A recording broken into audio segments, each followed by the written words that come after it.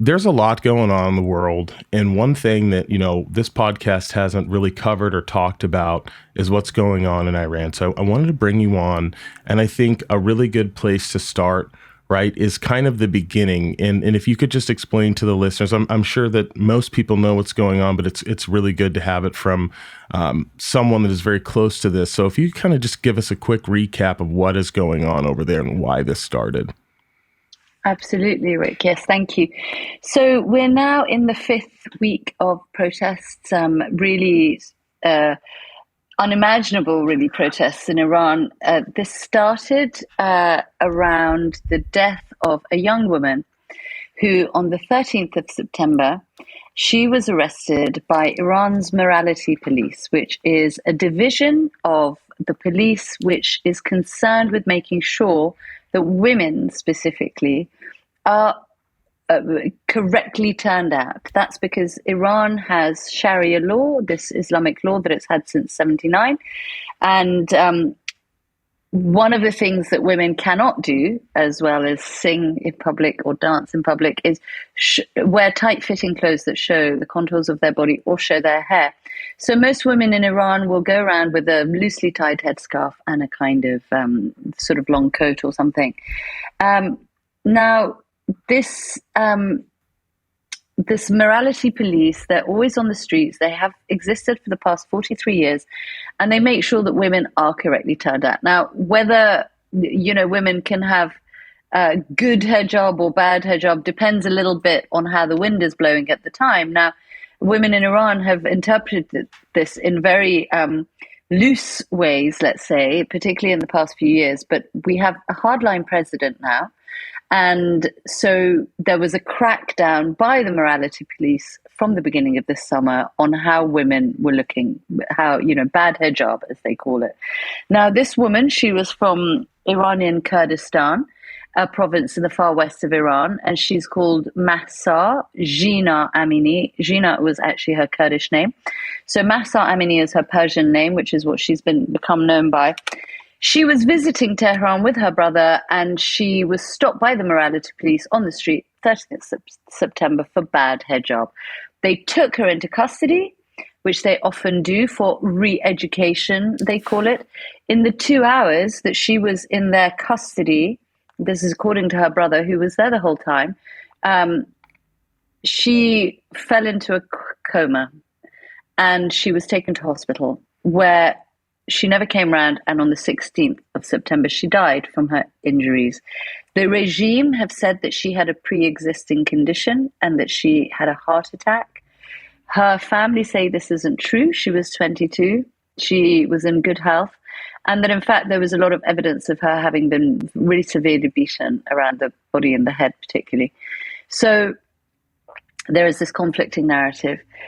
Protests burst out immediately. Particularly, they started in the Iranian Kurdistan region, where she was from, protesting her death. Women started to actually, in solidarity and out of grief and anger, started tearing off their headscarves and cutting their hair as a sign of, well, grief, but also rebellion, this sense of, if my hair is a problem, I'll get rid of it, And these protests broke out around her funeral, around her grave, and they spread throughout the districts, the province of Kurdistan, even though for 2 days there was amazingly heavy kind of response from the authorities. So reportedly 5 people killed in that time and 250 people arrested. However, these protests spread throughout Iran. They didn't die down. And that's really the story that we've been seeing ever since. Every single day since then, the protests continue. We are now over a month since this happened. There's no sign of these protests dying down. They started off with women, really, and it's really very much women, young women and girls at the forefront of this really extraordinary movement that we're seeing.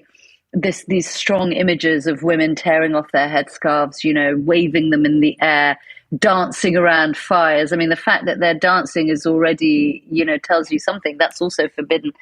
Dancing around fires, casting them in the fire. So it started off with women protesting the death of Mahsa Jina Amini, because really they were saying, look, she wasn't even really improperly dressed. Like Mahsa could have been me, it could have been any of us.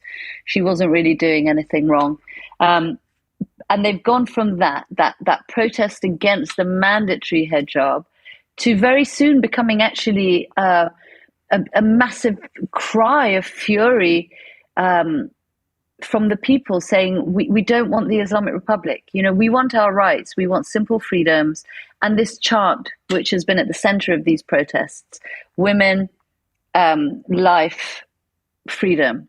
It's actually an old Kurdish rallying cry coming out of protests that, ethnic Kurds have done for their own equality throughout not just Iran, but also in Syria. And the fact that, there is this Kurdish chant that has become the center of the protests also gives you an idea of how inclusive this movement is. Yep. And that's something that I kind of want to get into, because I don't know if people quite grasp that Iran is composed of a ton of different types of people. And I also want to kind of put some context into just for the conversation's sake. Like, this is one of the oldest civilizations on the planet. All right. I think they're about 3,000 years old. They are one of the very few countries that has never been a puppet state / colonized by the West. They've always kind of remained out on their own island. I believe China, Ethiopia is definitely one. So this is a very proud nation of people. Like, this was, the Persian Empire, right? This is Cyrus the Great, Darius, like these. I love the history, right? When we think of 300, the movie, or the Battle of Thermopylae, that was basically a backwater tribe to these people that it wasn't really that big of a loss. So this, I want to just kind of put some, I'm a big history nerd, right? So I want to put some context into what's going on. And not only that, the fact that this country in America, right, primarily American audience here, so I'll shade it with that context as well. We've been friends for most of since before we were even a country. In the 1700s, we had newspapers in Massachusetts reporting on the happenings of what was going on with the Shah. And since the Islamic Republic of Iran came to power, 44 years ago, that's when our relations kind of stopped. And that was something that we kind of created.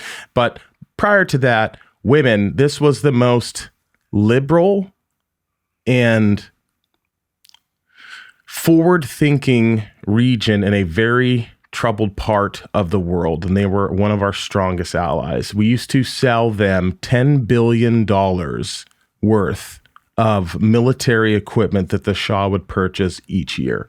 Like, that is how we had presidents, foreign dignitaries in this country. And so the people that are now living there there used to be discos in Iran. There used to be women that would wear whatever they wanted. It was its own culture, but it was a very, pretty inclusive place until the overthrow of the Shah. So from, my life, I haven't been alive that long, but like in my life, I was shocked when I first found out how close our countries used to be.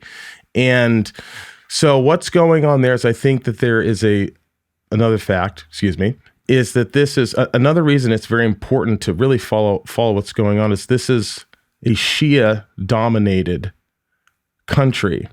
And the fact that the only other neighbors that, when we were in Iraq, this country could have helped stabilize that. But because we're not friends, like, they're not going to work together. There's a lot of problems that could be solved in the world if we talked to each other. And it's a huge miss that we're not talking. And it's also devastating that these things are allowed to occur or are occurring now. People want to be free, and that's why this is very, very important. Because I think that there's an opportunity now to really start a dialogue. And if you can't see the value in us getting along with this country, and you're crazy. But I do, that's kind of, I'm spitballing and doing a brain dump of everything that I know of the situation. But what I don't know is kind of like the the Kurdish people and kind of what's going on there? Because I know that there's probably been quite a few atrocities committed. Like, I don't know why everyone seems to hate the Kurds. Like, could you kind of explain what's going on in that regard? There is a Kurdish saying, the Kurds have no friend but the mountains. I think I even have a book up here that's called that. Rick, thank you. God, it's so wonderful. You know so much. It's so great to talk to someone who knows also about, Iran. That's been part of my work for the past, 20-something years, has really been trying to kind of put Iran back in its place, as it were, within the history of the world. Iran, you're absolutely right, it is one of the oldest civilizations. Iran is the oldest piece of land occupied by the same race continuously. So the Iranian people have been on the Iranian plateau for, they discovered, I think, some remains of, up in the north of Iran some years ago, some remains of a jug with like some kind of wine in it, which meant that they had to predate when they thought wine making had started, from about 4,000 or 5,000 years ago. So yeah, this is a really old country. It's a really old culture.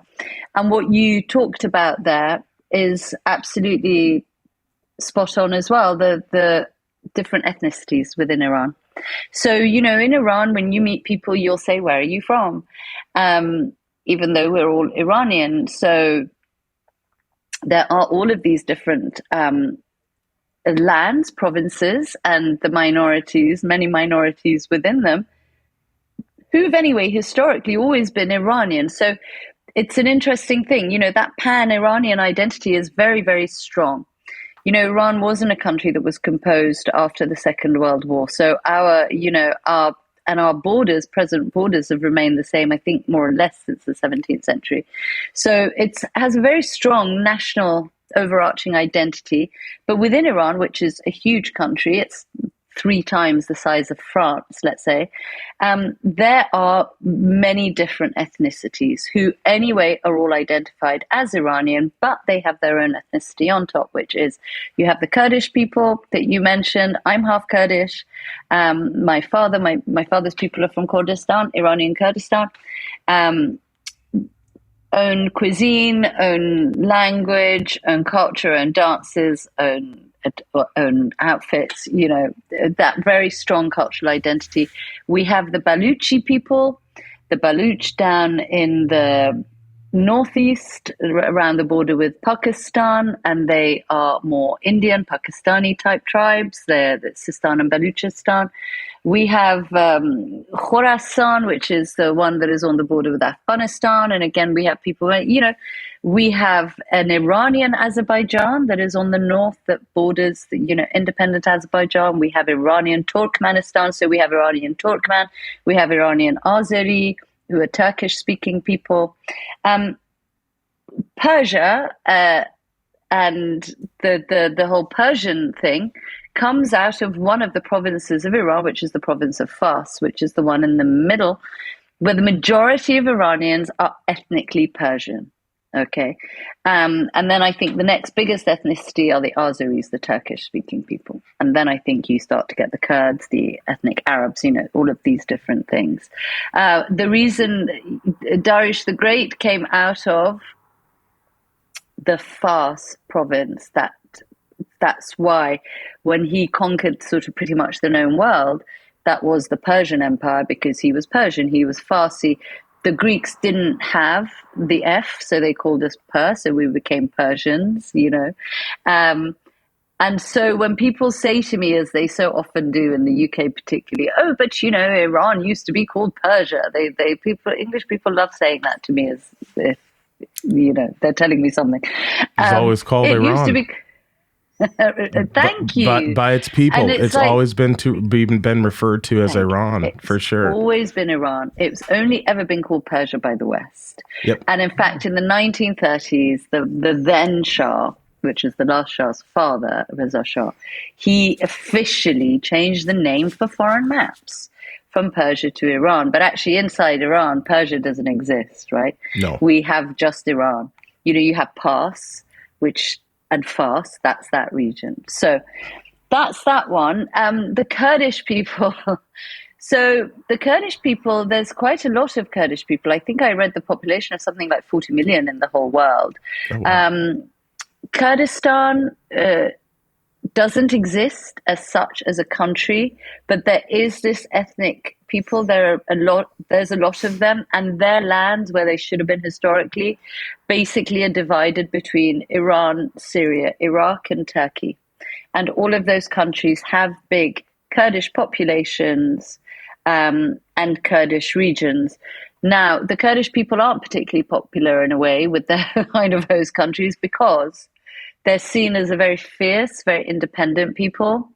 They're very, very strong ethnically in terms of their identity. So over the years, so in Turkey, for example, the Kurdish people have been massively persecuted for many years. They're not allowed to even be called Kurdish, let alone speak their language, teach their language in schools, wear their clothes, all of that. So their identity, the Turks have really sought to erase the Kurdish identity. They call them Mountain Turks, which for the Kurds is an absolute affront, to their identity.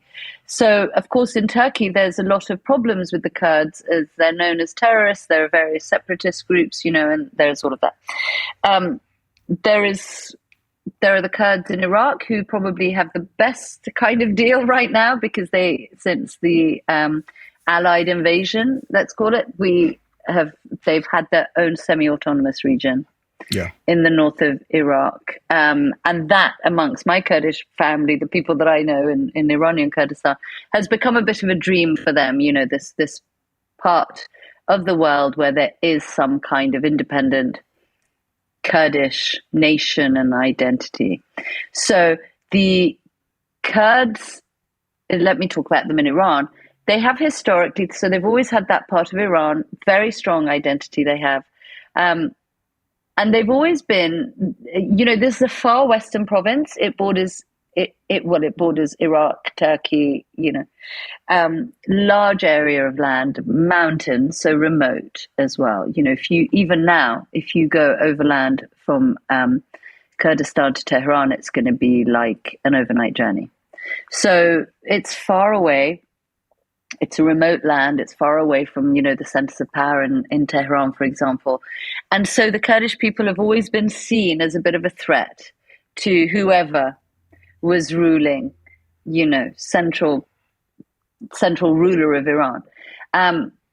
And they've always been really key in where the power kind of lies. In fact, the Kurds, that's why they always say the Kurds have no friends but the mountains, because they're quite often in regional conflicts. They're quite often taken by a side by being promised, if you fight for us, we will give you your land. And they've been betrayed time after time after time after time. And even with the revolution of 1979, the Kurds were very active in that, and they were promised again their independence and their own land. And one of the first things that Khomeini and his government did, which is horribly, right now what's happening in Kurdistan is horribly reminiscent of that time, I believe, is they actually got fighter planes out and they bombed. Once Khomeini took power, one of the first things he did was to absolutely subjugate Kurdistan, because he didn't want them to be a threat to him, to his theocracy. So what I've been also seeing over the last few days, particularly, Kurdistan has been really heavily under attack from regime forces. This is what's going on right now in Kurdistan as well, is, it's a horrific scene right now, because I've seen scenes from Saqqez, from Sanandaj, is the capital of Iranian Kurdistan, where this isn't just people, the regime troops responding to protesters. They're actually shooting inside people's homes and inside cars. So people who are just driving past protests, Whoa. It's hard to get news out of there. So that's not being covered so much in international news right now. But the scene right now in Kurdistan is really, really difficult. And it is, unfortunately, a replaying of something that region has seen over time. Various different factions take power. They tend to promise the Kurds, because they're very brave, they're good fighters, they're quite famous for all of that. They know the mountains very well. Yes. And then they betray them, Yeah. So that's kind of what's going on. Let me just tell you a quick thing. Even the fact that Mahsa Amini, whose name, and what happened to her has set off all of this. And I find it very moving, if I'm on protests in London or here in Italy, and we're saying her name in the middle of the street. And I think this Kurdish girl, goodness, it's extraordinary to be saying her name out, all over the world, in the streets of the world. But we call her Mahsa Amini because her real name, her Kurdish name, Jina, couldn't be registered on her birth certificate because the Kurds can't do that in Iran. So you see, they can't also teach their own language in school. So there's a fair amount of discrimination against the Kurds. And the fact that she was Kurdish may or may not have had something to do with the way that she was treated, but it definitely adds another layer to, this is, this focus on the female, the gender apartheid, really, that women have been living under in Iran is, of course, the top thing that I think set all of this off. But I think you have a very kind of close layer under that, which is about ethnic minorities in Iran also, who've always been repressed, mistreated. And again, 2 weekends ago, there was massive uprising in Sistan and Baluchistan. Again, another faraway province, very kind of kept, very poor. And the regime response there, again, was extraordinarily heavy-handed. It was a massacre. I saw videos of the scenes in hospitals, and they were just extraordinary. And I think it's reported that there were 70 people killed in 2 hours, So another layer to all of what's going on right now, Rick, is that, and that's what gives us, again, the unity and the inspiration of what's happening right now, is that it's everyone, it's all Iranians. It's not just the urban elite, it's not just the sort of middle-class urban kids who go out on the streets as they often do. This is everybody. These are all the ethnicities. The minorities are really centered in this because they also have now lost people, and they've been at the forefront of the regime's repression. So what we're seeing, which is spreading across the country, it's not just in the main cities. I think BBC Monitoring has recorded 350 locations in which there have been protests. That's across all 31 provinces of Iran, big towns, small towns. You have traditionally really conservative towns like Mashhad, like Qom, who are out protesting. It's extraordinary. You have, men adopting the hijab alongside women who are tearing it off because, this is about all genders, all age groups, all political and any sorts of, religious, all inclinations, women with hijab, women without hijab. This idea, sense of unity is one of the